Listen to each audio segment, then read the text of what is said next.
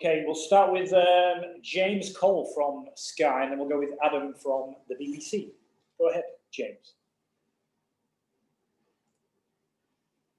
Hi, Mark. How are you? Are you obviously you haven't played in these T20s? You fully fit, raring to go? Yeah, looking forward to it. If I get a chance in this bit, unfortunately didn't get a go in the 2020s, but with a few of the lads going home, it gives an opportunity for the lads to try and get a game now. So looking forward to try and put my name in the hat for the first ODI. Do you know why you weren't involved in the T20s? Yeah, I had a conversation with Morgie before the first one, just saying, it was a tough call, but we're going to go with the team that they went with. It wasn't anything that I'd done wrong. Thought I was preparing well and things. It was just that was the good feeling that he had, and that was the team they went with. And that's international sport, isn't it? I feel I did all right in the Australia 2020s, but we've just won 3-0 here, so proved to be a good call. It's obviously never easy to be left out, though. How are you feeling about it, and what's your focus now in terms of getting back into that setup? And can you make a point in this coming series? I'll be trying to. I don't think I need to make a point to the coach or the captain or stuff. I think it's more the fact that I've been training well. I've been trying to keep myself ready in case I was needed. And now there's an opportunity there that I could potentially play. So it's not trying too hard or trying to prove a point. I think it's just stick to the stuff I've done well recently and try and stick to that.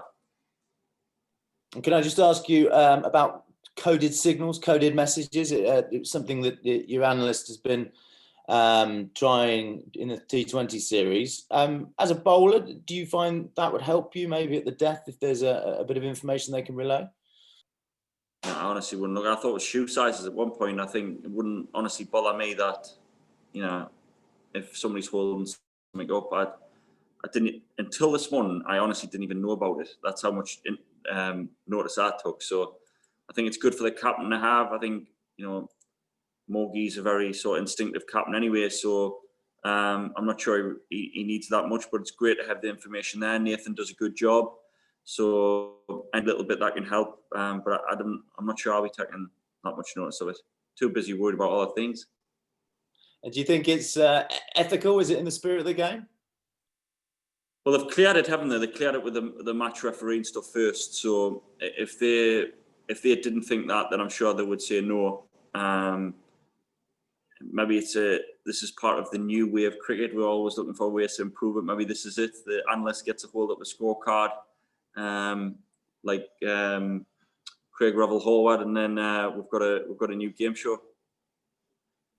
Thanks, Mark. Hi, Mark. There seems to be endless debate around what sort of cricket, what format of cricket Mark Wood's going to play. He's concentrating on the red ball, white ball, that sort of thing. Can you explain, as far as you're concerned, are you just wanting to play for England in all formats? Yeah, I just want to play for England.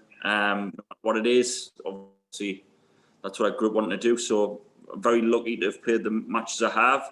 And I don't want to take that for granted or stop or regret not playing games while I can. So try and play as many times as I can for England while I've got the chance. Because you've got obviously potentially a really big year coming up. It's a difficult question. I'm going to ask you it. If you could choose between leading England to the World T20 World Cup next year or leading England's attack in the Ashes to an Ashes success down under, which would you choose? I think that's an impossible question.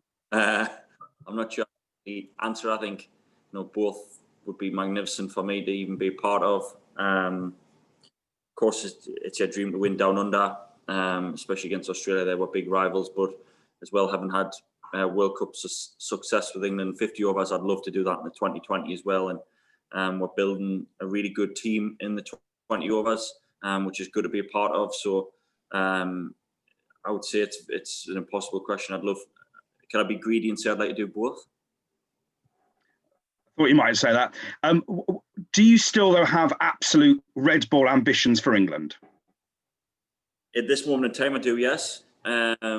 I think, you know, the point or the stuff around the time where I did the thing with Stephen Harmison, where it came out where I was, oh, does he still want to play red ball? I think that was talking about my injuries and the fact that I thought I might have to think about white ball, and that was in the past.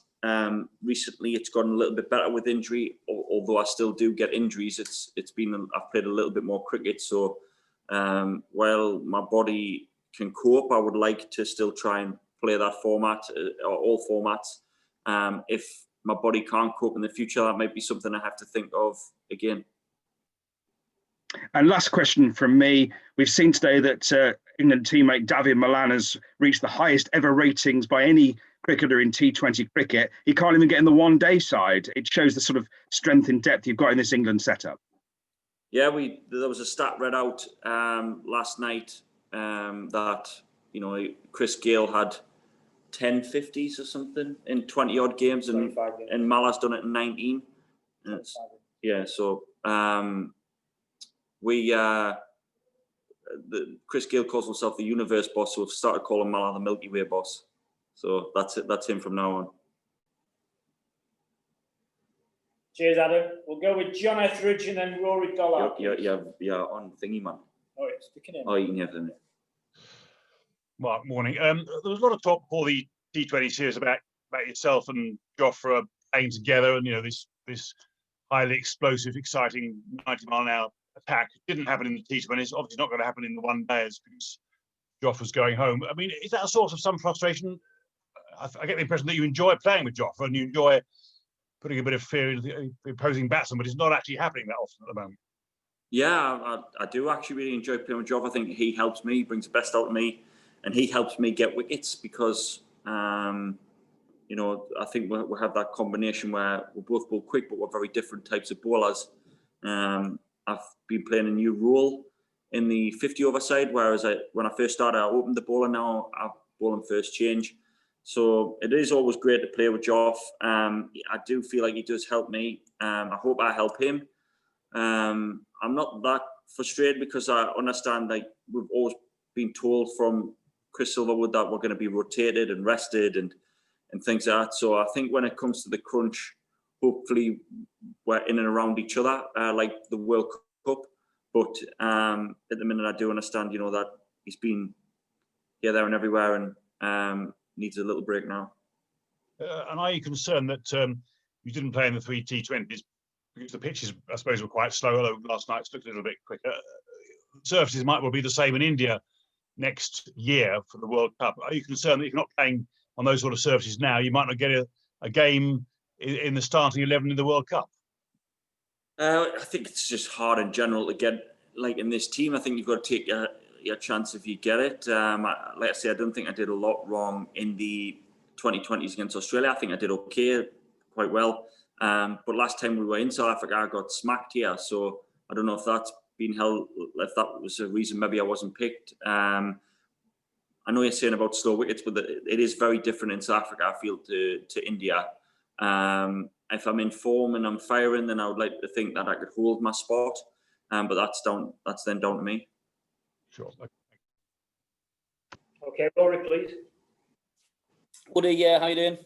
Hey, mate. Just listen. We know your sort of personality type is to be up and you know want to help the team along and crack a joke where you can. When you're left out, be it in the test matches over the summer or this run of games here, do you sometimes feel need to show them that you're a bit miffed and that you've got a bit of disappointment and anger? Yeah, I think so. Miffed's a great word, by the way. I think a little bit, but like I still hold, you know, core values of being a good team bloke, and you know, the team always comes first, and you always want your mates to do well in that. There is a competitive edge to it where you don't want to miss out, and you of course want to be the guy that's out there. But I think, you know, Morgie has a very open and honest dressing room, same with Spoons. And if there was ever a problem, or, you know, if I wanted to know the reason why I was left out or how I could get better or how I could stay in the team, then he would give us that answer. I think you just got to, you know, it's not about banging on his door. trying to kick it down or anything like that. I think it's just saying, look, can we have a quick chat? Is that where can I improve? How can I get in the team? What's the reason I'm not in the team? And he's very open and honest with his answers. Okay, do you have any more questions? I've got one. Go on, Dean. Why do you think the world needs another cricket podcast, Woody?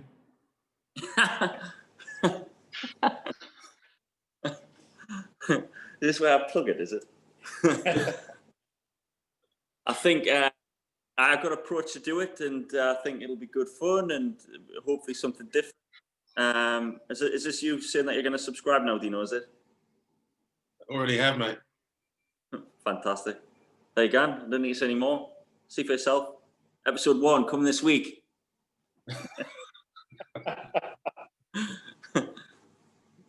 Good. Thank you, everyone. Have a lovely day. Cheers, Willie.